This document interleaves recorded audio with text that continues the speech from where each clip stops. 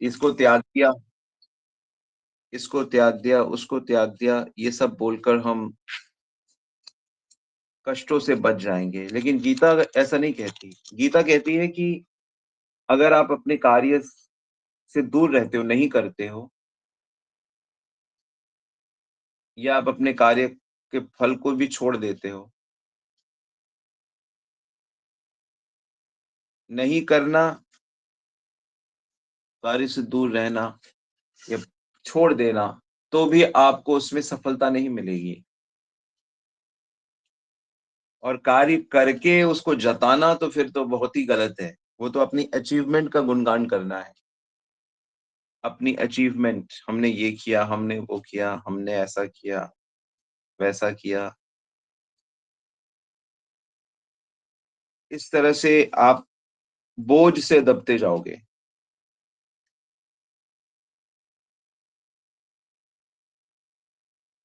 तो बाहर की चीज़ें दिखा के, बता के, करके आप अंदर से उन्नत नहीं हो सकते।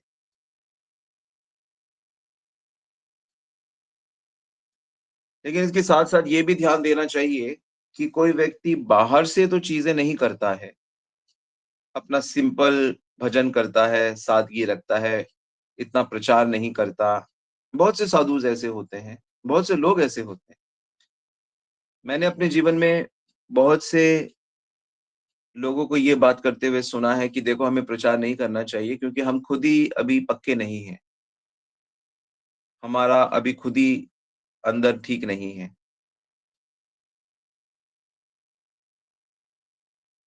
तो हम इसलिए प्रचार नहीं करते हैं। बहुत से लोग को जो सेवा दी जाती है, वो अपनी सेवाओं को ठीक से नहीं करते, वो अपनी अयोग्यता प्रकट कर देते हैं। वो कहते हैं कि नहीं, हम इसके लायक ही नहीं हैं, तो हम ये सेवा नहीं कर सकते। अच्छी बात है, अगर आप ऐसा सोचते हो, लेकिन बात ये है कि बाहर से अगर आप कुछ ना भी करो, कोई सेवा ना भी करो, कोई कार्य ना भी करो, कर्म ना भी करो बाहर से, लेकिन अंदर से आप हाइपर एक्टिव रहोगे। अंदर से विषयों के पीछे जो पागलपन है ना, वो ना सिर्फ रहेगा बल्कि बहुत ज़्यादा रहेगा। अगर आप बाहर से भी चीज़ें नहीं करते हो, तो अंदर से आपका मन शांत नहीं बैठ सकता। वो भोगों का ही चिंतन करेगा, वो भोगों के ही पीछे भागेगा। बशर्ते हम अपने अंदर वाले को ठीक करने के लिए कुछ बहुत विशेष इंतज़ामात या उसका कोई ट्रीटमेंट ना करें तो। क्योंकि अंदर का जो मन है, अंदर का जो संसार है, वो बहुत एक्टिव हो जाता है, जब बाहर से ना हो। लेकिन आपने देखा होगा कि कई बार आपको अगर मान लो काम, क्रोध, लोभ तंग भी कर रहा है और आप किसी बाहर के काम में बिज़ी हो जाओ, तो आप भूल जाते हो उस चीज़ को। कई तरह की टेंशन मनुष्य को होती है, लेकिन अगर वो दूसरे कार्य में लग जाए, तो वो पहले वाली टेंशन प्रॉब्लम भूल जाता है। तो बाहर का काम अंदर की उस चीज़ को हटा देता है, कुछ समय के लिए। लेकिन अगर कोई व्यक्ति बाहर से कुछ करे ही ना, एक्टिविटीज़ ना करे, स्पिरिचुअल सेवाएँ ना करे और वो शांति से सोचे कि मैं अपना शांत रह के भगवत प्राप्ति कर लूँगा, तो ऐसा नहीं हो सकता क्योंकि उसका जो मन है, वो भोगों के नए-नए तरीके निकालेगा, नए-नए तिकड़म लगाएगा। इसलिए समाज में देखा जाता है कि बहुत शांत और चुप रहने वाले लोगों से भी बड़े-बड़े अपराध हो जाते हैं। बड़े-बड़े स्कैंडल्स वो लोग कर देते हैं। लोग कहते हैं कि अरे हम तो समझते थे बड़े शरीफ हैं, बड़े शांत हैं, बड़े, क्योंकि जो मूल मनुष्य का अंदर वाला सिस्टम है, जो सूक्ष्म मन है, मतलब सूक्ष्म शरीर है, मन, बुद्धि, अहंकार से बना, इनर सेल्फ जिसको कहते हैं, वो बड़ा ही, उसको तो सुख चाहिए ना, असली सुख तो उसी को चाहिए, उसको मज़ा चाहिए, आनंद चाहिए। तो अगर उसको आध्यात्मिक आनंद नहीं मिल रहा है, तो वो तो भौतिक में ही ढूँढेगा। और भौतिक में ढूँढने की चीज़ें कहाँ हैं? धन, स्त्री, मान-सम्मान, स्वाद, आराम, यही सब है और क्या है? 3-4 चीज़ें ही हैं। कनक कांचनी, कनक कांचन प्रतिष्ठा, कनक कांचन और प्रतिष्ठा, ये 3 ही तो मुख्य चीज़ें होती हैं।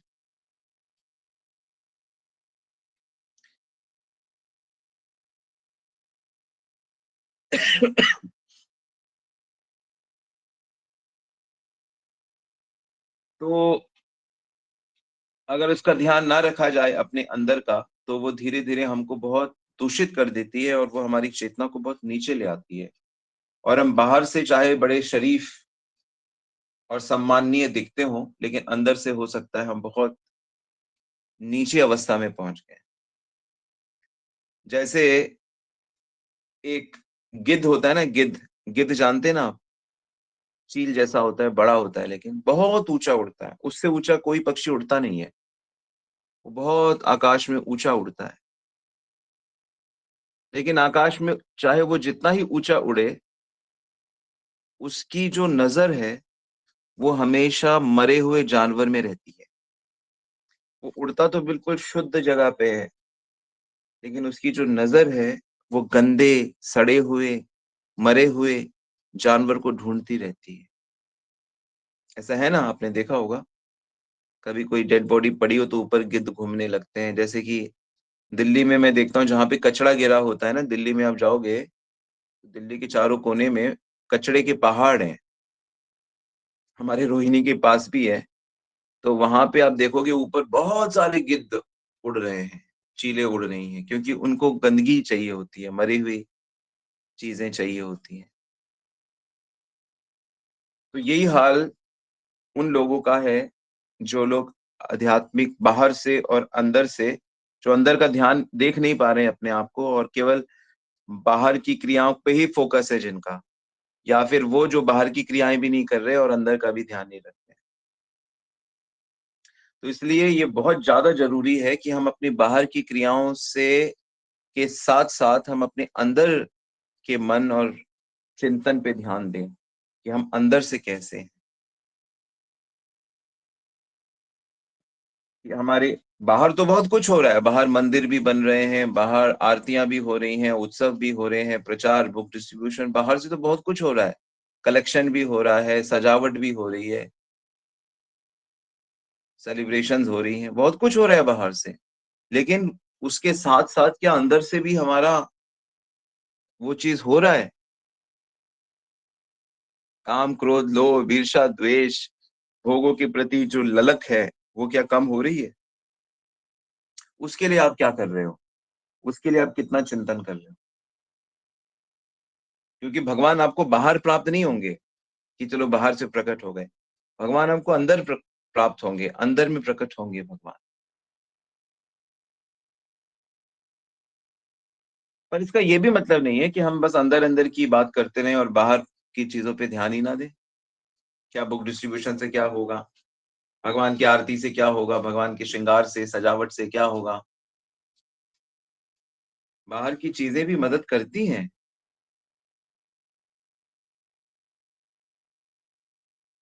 बाहर की चीज़ें अंदर को पूरा ठीक नहीं करती हैं।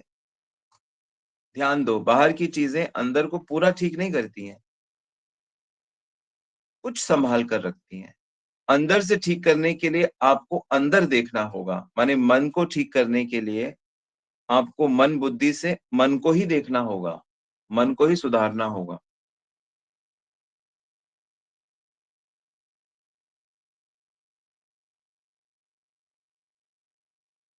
बाहर की चीज़ें मदद करती हैं अंदर के लिए, बहुत ज़्यादा मदद नहीं करती। जैसे कि अगर भौतिक वातावरण है, तो भौतिक वातावरण में आध्यात्मिकता का पालन करना थोड़ा मुश्किल हो जाता है। जैसे आध्यात्मिक वातावरण में भौतिक करना थोड़ा मुश्किल हो जाता है। ऐसा नहीं कि आप भौतिक कर नहीं सकते हो। आप आध्यात्मिक वातावरण में भी भौतिक चीज़ें देख सकते हो। जैसे आध्यात्मिक उत्सव हो रहा है, तो उस उत्सव में भी आप सोच सकते हो कि मुझे कैसे ज़्यादा भोग मिले या मुझे कैसे ज़्यादा दान मिले, दक्षिणा मिले। तो आप ऐसा सोच सकते हो। मुझे सम्मान कैसे मिले अधिक। मैंने देखा है अक्सर जब हम लोग इवेंट्स प्रोग्राम्स करते हैं, तो लोग अपने बच्चों को पुश करते हैं। हमारे बच्चों से गवाइए, इनसे ये करवाइए। हमारा ये पत्नी गीत सुनाएगी, पुश करते हैं, ये डांस दिखाएँगे, ये करेंगे। तो क्या हो रहा है, वो आध्यात्मिक एनवायरनमेंट में अपनी भौतिक चीज़ों को का प्रतिष्ठा प्राप्त करने की चेष्टा की जा रही है। तो ये तो जो संसार में चलता ही है और चलता ही रहेगा, जब तक कोई पक्का टीचर इनको ठीक ना करे। लेकिन भक्ति योग का अगर हम ठीक से पालन करेंगे, तो वो हमारे बाहर और अंदर दोनों ठीक कर देता है। भक्ति एक इतना सुंदर बैलेंस है, भक्ति बहुत प्रैक्टिकल होती है, जिसमें हम अपनी बाहर की इंद्रियों को भगवान की सेवा में लगा देते हैं और हम अपने अंदर के मन से श्री कृष्ण की लीलाओं का, महात्म्य का, गुणों का चिंतन करते रहते हैं।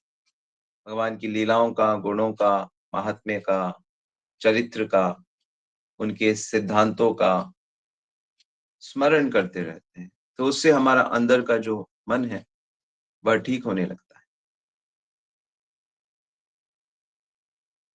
ऐसा लगता है कि जब हम जप कर रहे हैं, तो कुछ खास नहीं कर रहे हैं। कोई बहुत बड़ा काम हम नहीं कर रहे हैं, ऐसा लग सकता है बाहर से। बाहर से बस आप कुछ कुछ नाम जप रहे हो। अरे भाई, क्या ऐसे कुछ शब्द बोलने से थोड़ी कुछ होता है।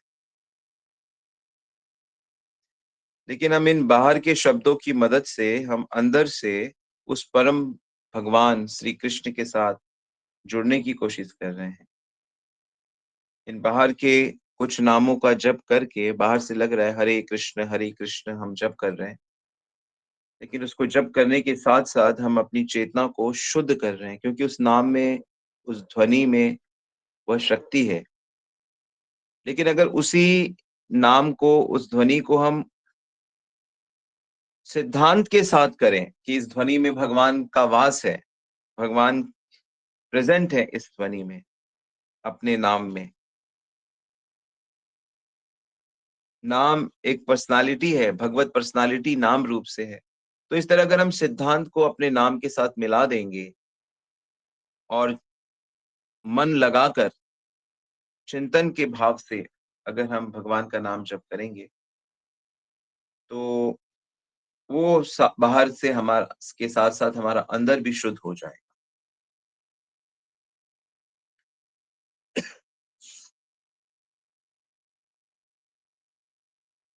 तो जब ये कहा जाता है कि कैसे हो, और कोई कहे कि कुछ खास नहीं हो रहा, लेकिन वास्तविकता ये है कि अंदर में बहुत कुछ हो रहा है। अंदर में सुख की प्राप्ति की बड़ी चेष्टा चल रही है। तो हमारे पास बस एक ही रास्ता है, एक बड़ा अच्छा रास्ता है। हो सकता है कोई दूसरा रास्ता भी ले आए,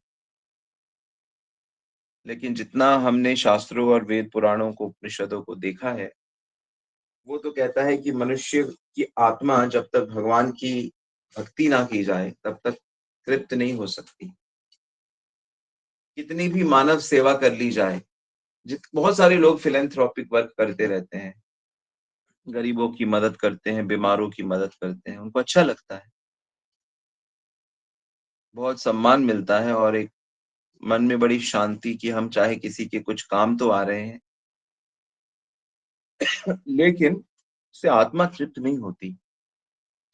आत्मा में वो खालीपन बना रहता है। जीवन में चिंता, संशय, आकांक्षा सब बने रहते हैं।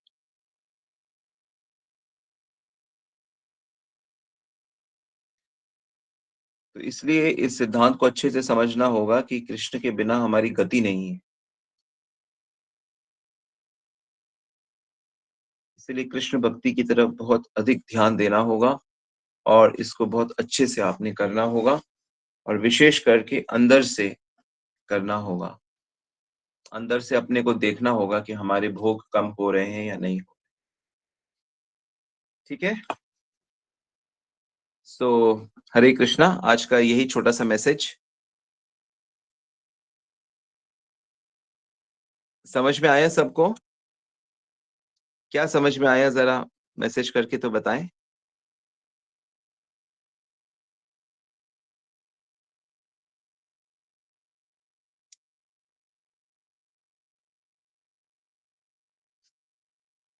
यस, किसी का कोई प्रश्न है तो आप पूछ सकते हैं।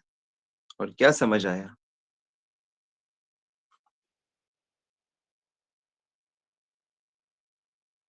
हरे कृष्णा प्रभु जी, दंडवत प्रणाम। यस माता जी, दंडवत प्रणाम। प्रभु जी, मेरा प्रश्न ये है कि जैसे कि अक्सर लेक्चर में हम सुनते हैं कि जैसे हमें ना भगवान से जैसे संबंध स्थापित करना चाहिए। तो मैं तो जी। बहुत कन्फ्यूज़ होती हूँ कि भगवान से कौन-सा संबंध जोड़ूँ? जैसे बहुत से ऐसे भी बोलते हैं ना कि भगवान को कोई भाई बना लेता है, कोई कोई संबंध जोड़ लेता है। तो मैं बहुत कन्फ्यूज़ होती हूँ, मुझे समझ में नहीं आता वो मीराबाई कि गाती कौन-सा तो है इतना संबंध अच्छा। जोड़ना चाहिए। मैं कन्फ्यूज़ मने रहती हूँ प्रभु जी। मने मने चाकर राखो जी। मने, मीराबाई का बड़ा सुंदर गीत है। मने चाकर, मुझे नौकरानी रख लो प्रभु जी आप। तो हम तो सेविका हैं। और वो जो संबंध वाली बात कह रहे हो आप कि मेरा भाई बनाऊं, पति बनाऊं, कि बेटा बनाऊं, क्या बनाऊं, वो जो संबंध है वो समय के साथ अपने आप स्फुरित होंगे, वो तो गुरु प्रकट करेंगे ना। हमारा जो भगवान के साथ नित्य संबंध है गोलोक वृंदावन में, वो तो गुरुदेव प्रकट करेंगे। कब करेंगे? जब आपकी अनर्थ निवृत्ति हो जाएगी, जब आपके जो कर्म बंधन है वो जो बड़े इकट्ठे होके रखे हैं, अच्छी साधना से, वैष्णव सदाचार से, जब आप भक्ति करते करते वो खत्म कर लोगी, निष्ठा, आसक्ति, भाव के स्टेज पे पहुंच जाओगी, तब गुरुदेव प्रकट कर देते हैं कि तुम कृष्ण की ये हो। पर उससे पहले, जब तक वो संबंध, दिव्य संबंध, गोलोक का संबंध जब तक प्रकट नहीं होता, तब तक अपने आप को नौकरानी मानना है, कृष्ण की सेविका मानना है। सेविका मतलब क्या? नौकर। हम सब भगवान की नौकरानियां हैं, नौकर हैं। तो ऐसा फील करना कि भाई हम तो चाकर हैं, हम तो सेवक हैं प्रभु के। प्रभु के, तो प्रभु के जो बच्चे हैं, प्रभु के जो सेवक है, उनके भी हम सेवक हो गए। तो एक अच्छा भक्त कौन होता है, अच्छी भक्तिन कौन होता है? जो, अगर मान लो 100 भक्तों के ग्रुप में, वो किसी ग्रुप में है, 100 भक्त है, मान लो आप किसी यात्रा में जा रहे हो, या आप किसी केंद्र में हो, या आप मंदिर में हो, और वहां 100 भक्त हैं, तो वहां आपने यही मानना है कि मैं प्रभु की सेविका हूं, और ये जितने लोग हैं ये सब प्रभु के भक्त हैं, तो मैं इन सब की सेविका हूं। कोई भी मेरे से, किसी की भी मैं मालकिन नहीं हूं, मैं सबका सेवक हूं। हम तो ऐसा ही सोचते हैं अब। तो ऐसे सोचना है। तो फिर सिर्फ सोचेंगे, जब पक्का सोचेंगे, तो हम जब बात करेंगे, तो हमारी बात में एक सेवक का भाव छिपा होगा। हाँ, नेचुरली हम दीन हो जाएंगे, विनम्र हो जाएंगे। तो ये चीज पक्की करनी है। भक्ति करते करते, भक्तों के साथ रहते रहते, तो हर भक्त को ऐसे ही सोचना चाहिए कि ये 100 लोग हैं, इसमें सबसे जो मालिक, सब मालिक है, मैं सबसे पीछे हूं, मैं सबका सेवक हूँ। तो इस तरह से हर कोई सोचेगा ना, तो फिर वो हर कोई आपस में जब व्यवहार करेंगे ना, वो प्रेम का व्यवहार होगा। अभी क्या होता है आपको पता है? अगर 100 भक्त है ना, 100 लोग हैं, तो हर कोई अपने को मालिक समझता है कि मैं सबसे बड़ा हूं, मैं सबसे अच्छा हूं। तो अगला भी यही सोच रहा है, मैं भी यही सोच रहा हूँ। तो इसलिए हम लोगों में तनातनी रहती है। जैसे कि दो राजाओं में तनातनी रहती है, दो बड़े ओहदे वाले लोगों में हमेशा टकराव होता है। तो मूल कारण यह है कि जो चेतना है वो मालिक बनने की है, सेवक बनने की नहीं है। तो जब हमारी वास्तविक सेवा की चेतना होती है, तब हमको दिव्य आनंद मिलता है। इसको नोट कर लें सब लोग। हरे कृष्णा। थैंक यू प्रभु जी, हरे कृष्णा। ओके, भक्तों ने भेजा है, उनको क्या समझ में आया? नवीन प्रभु लिखते हैं, मन आध्यात्मिक वातावरण में भी भौतिक परिस्थिति, self introspection is progress of भक्ति। इंदुलेखा ने कुछ सही लिखा।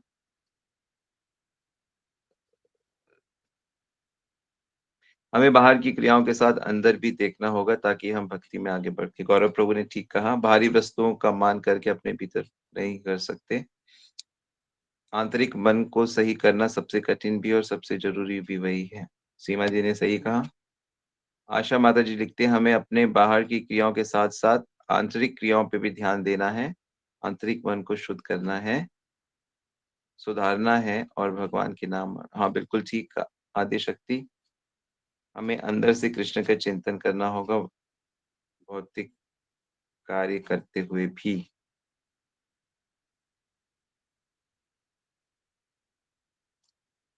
बाहर की सेवा के साथ अंदर का मन बहुत सुंदर। आप लोग बिल्कुल सही जा रहे हो। अंदर के संसार को ध्यान दो, उसे सुधारने वास्तविक कोशिश करो। कृष्ण भक्ति से आंतरिक शांति मिलती, भोग सेवा अंदर से। जी हाँ, मतलब यही सीखने और समझने की बात है कि बाहर के रंगीनियों में कहीं हम अपने अंदर को ना भूल जाएँ। यानी कि भक्ति मन को करनी होती है, इसलिए मन में गंदगी ना आने पाए। आएगी, आती है, बहुत ज़्यादा आती है। कम से कम मैं तो अपने मन को देखता हूँ बहुत ही गंदा है। पर फिर ये अपने आप को कहता हूँ कि भाई गंदगी मन में है, मुझ में थोड़ी है, मैं इसे ठीक कर लूँगा।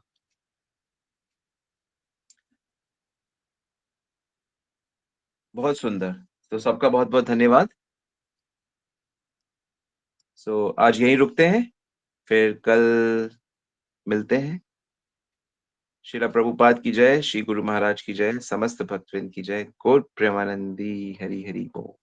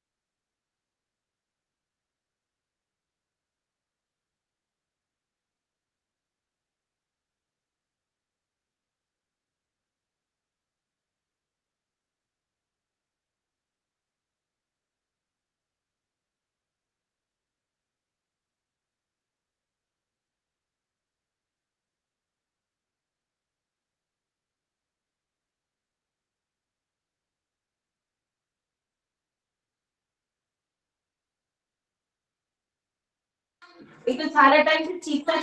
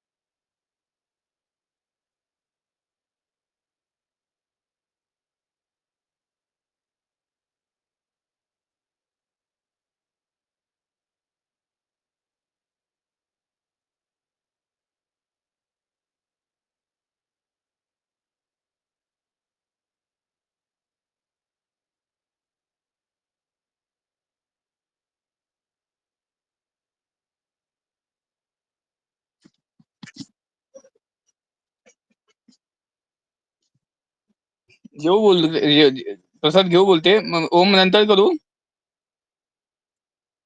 बिंदुमती